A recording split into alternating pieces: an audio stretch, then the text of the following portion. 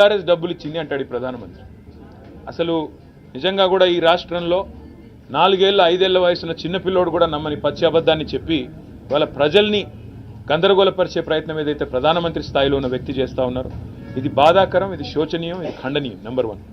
రెండవది ఇంకా ఆశ్చర్యం అనిపించేది ఏదో రాజులు యువరాజులు అంటూ ఏదేదో మాట్లాడారు ప్రధానమంత్రి గారు.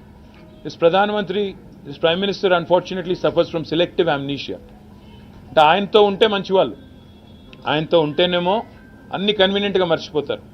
ప్రకాష్ సింగ్ బాదల్ గారు, సుఖ్బీర్ సింగ్ బాదల్ గారు, ప్రకాష్ సింగ్ బాదల్ గారు చీఫ్ మినిస్టర్గా, ఆయన కొడుకు సుఖ్బీర్ సింగ్ బాదల్ గారు డిప్యూటీ చీఫ్ మినిస్టర్గా ఉన్నప్పుడు ఎన్డీఏలో ఉండవచ్చు, అప్పుడు రాజులు యువరాజులు గుర్తురారు. మహబూబా ముఫ్తీ గారితో పొత్తు పెట్టుకున్నప్పుడు ముఫ్తీ మొహమ్మద్ సయీద్ గారి కూతురు మహబూబా ముఫ్తీ గారి పీడీపీ పార్టీతో పొత్తు పెట్టుకుని ఎన్డీఏలో ఉన్నప్పుడు అప్పుడు గుర్తురాదు, రాజులు యువరాణులు గుర్తురాదు. నిన్నగాక మొన్న ఆంధ్రప్రదేశ్లో కూడా చంద్రబాబు నాయుడు గారు ముఖ్యమంత్రిగా ఉన్నప్పుడు, లోకేష్ గారు ఆ క్యాబినెట్లో మంత్రిగా ఉన్నప్పుడు, వారు కూడా ఎన్డీఏలో ఉన్నప్పుడు రాజులు యువరాజులు గుర్తురారు. బాల్ ఠాక్రే గారి కొడుకు ఉద్ధవ్ ఠాక్రే గారితో శివసేన అంటగాగినప్పుడు బీజేపీ ఎన్డీఏలో అప్పుడు గుర్తురారు వారసత్వము, రాజులు యువరాజులు. అంత దూరం ఎందుకు, నిన్నగాక మొన్న కదా జనతాదళ్ సెక్యులర్ దేవగౌడ గారి అబ్బాయి కుమారస్వామి గారు నిన్నగాక మొన్న ఎన్డీఏలో చేరారు. మరి రాజులు యువరాజులు, ప్రజాస్వామ్యం, గడిది గుడ్డు ఇవన్నీ గుర్తురావా అప్పుడు? అంటే మీకు సంబంధించినంత వరకు మీకు పనికొచ్చే టైంలోనేమో ఒకలాగా, మీకు పనికి రాకపోతే ఇంకోలాగా ఇట్లా మాట్లాడడం ఎంతవరకు సమంజసమో ప్రధానమంత్రి ఆలోచించుకోవాలా. కానీ పచ్చి అబద్ధాల కోరు. That is the reason why this party BJP is called the biggest jhoot factory of India. The biggest jumla factory and jhoot factory of India is Bharatiya Janata Party, and the chancellor of this university, the WhatsApp university which propagates all this nonsense, is Prime Minister Narendra Modi himself. What I found amusing are the white lies of Honorable Prime Minister, clearly fabricated, and I think he should start writing scripts for movies. He'll make a great storyteller and a great story writer. తప్పకుండా మంచి మంచి స్టోరీలు రాయొచ్చు ప్రధానమంత్రి గారు. Oscar award కూడా వస్తుంది ఆయన యాక్టింగ్కి, ఆయన స్క్రిప్ట్ రైటింగ్ స్కిల్స్కి. డెఫినెట్గా ప్రయత్నం చేస్తే మంచిది. This prime minister is so inconsistent.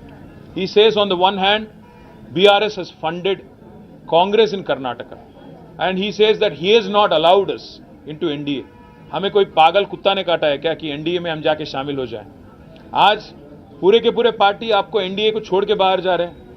आपको अगर आप देखेंगे शिवसेना छोड़ के गई, आपको जनता दल यू आपको छोड़ के गई है, तेलुगु देशम आपको छोड़ के गई है, शिरोमणि अकाली दल आपको छोड़ के गई है.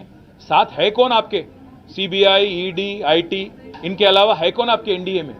आज प्राइम मिनिस्टर ये मानते हैं अपने आप को कि वो बहुत क्लीन आदमी है और बाकी पूरा दुनिया करप्ट है. प्राइम मिनिस्टर को मैं याद दिलाना चाहता हूं, क्या हो गया हिमंत बिस्वा शर्मा पे जो केस था, आपके पार्टी में शामिल हो गए, केस गायब. हमारे यहाँ के जो MP है CM रमेश और सुजना चौधरी, उन पे आरोप लगाए, केस भी लगाए, ED, CBI, IT. क्या हो गया केसों का? नारायण राणे पे केस क्या हो गया? ज्योतिरादित्य पे, सिंधिया पे जो केस थे आपके साथ शामिल होने के बाद क्या हो गया? और आप जब बात करते हो प्राइम मिनिस्टर साहब कि फैमिली पॉलिटिक्स, डायनेस्टी, मैं आपसे पूछना चाहता हूं, है कौन अनुराग ठाकुर? धुमाल के बेटे नहीं है? ज्योतिरादित्य सिंधिया कौन है? माधवराव जी के बेटे नहीं है क्या? है कौन जय शाह? कोई क्रिकेटर है? कोई बहुत बड़े कोच हैं? कौन है जय शाह? क्या आपने उनको BCCI के जनरल सेक्रेटरी बना दिया? आप जब बात करते हो प्रधानमंत्री जी, सोच के संभल के करना, क्योंकि KCR फाइटर है, वो चीटर के साथ काम नहीं करते. KCR जी कभी भी जिंदगी में आप जैसे लीडरों के साथ, आप जैसे पार्टियों के साथ कोई समझौता नहीं करेंगे. हम पूरे विश्वास के साथ ये कहते हैं, हम कोई दिल्ली के गुलाम नहीं है, हम गुजरात के गुलाम नहीं है, दिल्ली के गुलाम नहीं है. हम तेलंगाना जनता के आशीर्वाद से आज तेलंगाना में 2 बार चुने गए. डेमोक्रेटिकली इलेक्टेड गवर्नमेंट हमारी है. अगर आपको लगता है कि आपके डराने से, आपके चिल्लाने से, आपका गला फाड़ फाड़ के बोलने से लोग यहाँ पे बहक जाएंगे और एक बहकावे में आएंगे, तो आपकी नादानी है.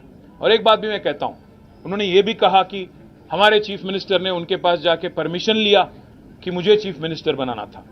मैं प्रधानमंत्री जी को याद दिलाना चाहता हूँ, अगर हमारी पार्टी की कोई फैसला अगर लेना है तो हमारे पार्टी के विधायक लेंगे, हमारे पार्टी के पॉलिट ब्यूरो लेंगी. आपसे नो ऑब्जेक्शन सर्टिफिकेट लेने की क्या नौबत आ पड़ी है?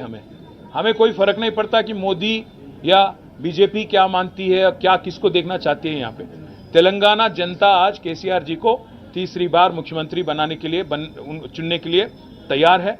आप कितना भी गला फाड़ लें, कितना कुछ भी बोल लें और कितने भी झूठ बोल लें, जितने भी सफेद झूठ आप बोलें, आप कुछ भी नहीं कर पाएंगे।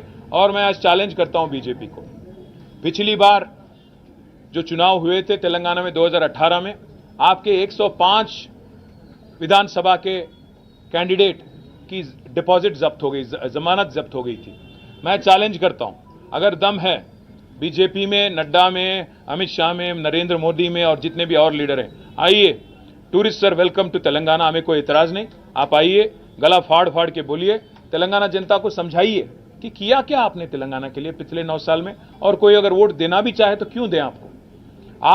मैं चैलेंज करता हूं, पिछली बार 105 सीटों में आपकी जमानत जब्त हो गई थी, इस बार 110 सीटों में आपकी जमानत जब्त हो जाएगी। और इस बार आपको एक भी एमपी आपको तेलंगाना से नहीं मिलेगा, क्योंकि आप इतने झूठ बोल चुके हो, इतने कारनामे कर चुके हो। और सबसे अहम बात ये पूछना चाहता हूं प्राइम मिनिस्टर, आप ये मानते हो अपने आप को कि आप बहुत ही साफ इंसान हो, बहुत ही करप्ट, क्या बोलते हैं उनको, क्लीन इंसान हो, तो आप क्यों मुकर गए। जेपीसी अदानी के मामले में जेपीसी से क्यों डरते हो। अदानी के मामले में एक बार भी प्रेस के आगे आके क्यों नहीं बोलते हो, जब श्रीलंका की गवर्नमेंट ने खुद कहा कि वो दबाव में उनको लाया गया। भारत सरकार की तरफ से प्राइम मिनिस्टर मोदी ने खुद श्रीलंका प्रेसिडेंट को बोला कि आपको एक 6000 करोड़ वाला कॉन्ट्रैक्ट अदानी को देना है। क्यों आप आज तक नहीं क्लैरिफाई करते हो, क्यों आप बोलते नहीं हो। हर किसी को डरा के धमका के जो काम चलाने की तरीका आपने सीखा है, मैं प्रधानमंत्री जी आपसे कहता हूं, ये तेलंगाना में ना चलेगी। आपकी जितने भी यहाँ पे साजिशें हैं, आपकी जितने भी यहाँ पे कोशिशें हैं, सारे के सारे नाकाम रहेंगे। और మీరు ఎన్ని ప్రయత్నాలు చేసినా, ఎన్ని పిచ్చి మాటలు మాట్లాడినా తెలంగాణ ప్రజలకు స్పష్టంగా తెలుసు, మీరు ఈ 9 ఏళ్లలో తెలంగాణకు చేసిందేమీ లేదు, మీరు ఇచ్చింది గుండు సున్నా, కాబట్టి మీకు వచ్చేది కూడా గుండు సున్నానే। ఎన్ని అబద్ధాలు చెప్పినా, ఎన్ని పిచ్చి ప్రేలాపనలు పేలినా కేసీఆర్ గారు ఒక ఫైటర్, ఆయన చీటర్స్తో ఎన్నడూ చేతులు కలపడు। ఎన్డీఏతో చేరాల్సిన కర్మ మాకు లేదు, మునిగిపోయే నావ, అన్ని వదిలిపెట్టి పారిపోతా ఉన్నారు। దాన్ని తెలుగుదేశం వదిలేసింది, అదేవిధంగా శిరోమణి అకాలీదళ్ వదిలేసింది, జేడీయూ వదిలేసింది, శివసేన వదిలేసింది। అయినా ఎన్డీఏలో ఉన్నదెవరు, సిబిఐ, ఈడీ, ఐటీ, ఇవి తప్ప ఎన్డీఏలో పార్ట్నర్స్ ఎవరు ఉన్నారు అసలు। కాబట్టి ప్రధానమంత్రి గారు మునిగిపోయే నావ ఎవడు ఎక్కడు। రెండోది, ఎన్డీఏలోకి చేరడానికి మాకేం పిచ్చి కుక్క గరవలేదు। కాబట్టి మీరు ఎన్ని అబద్ధాలు చెప్పినా, మీరు ఎన్ని పిచ్చి ప్రేలాపనలు వెళ్ళినా, ఎందుకంటే ఇవాళ మీరు మాట్లాడిన మాటల్లోనే మీ ఫ్రస్ట్రేషన్ తెలుస్తుంది। రాహుల్ గాంధీ వచ్చేమో మేము బీజేపీకి బీ టీం అంటాడు, ఈయన వచ్చేమో మేము కర్ణాటకలో కాంగ్రెస్ పైసలు పంపినామంటాడు। మేము కర్ణాటకలో కాంగ్రెస్ పైసలు పంపుతుంటే మరి నీ ఐటీ టీం ఏం చేస్తుంది, మీ ఐటీ ఇన్కమ్ ట్యాక్స్లు ఏం చేస్తున్నారు। మేము ఇదివరకే చెప్పినాం, మళ్ళీ చెప్తున్నాం, మీరు ఈ పిచ్చి మాటలతో, ఊకదంపుడు ఉపన్యాసాలతో, ఉడత ఊపులతో ఎవరో బెదిరిపోతారనుకుంటే ఆత్మాభిమానం గల తెలంగాణ బిడ్డలు ఢిల్లీ గులాంలం కాదు, గుజరాత్ బానిసలం కాదు, ఖచ్చితంగా కొట్లాడతాం, చివరిదాకా మీతో కొట్లాడతాం, చివరిదాకా నిలబడి తలబడతాం। 100% మిమ్మల్ని ప్రజాక్షేత్రంలోనే మీ సంగతి ఏందో తెలుసుకుంటాం।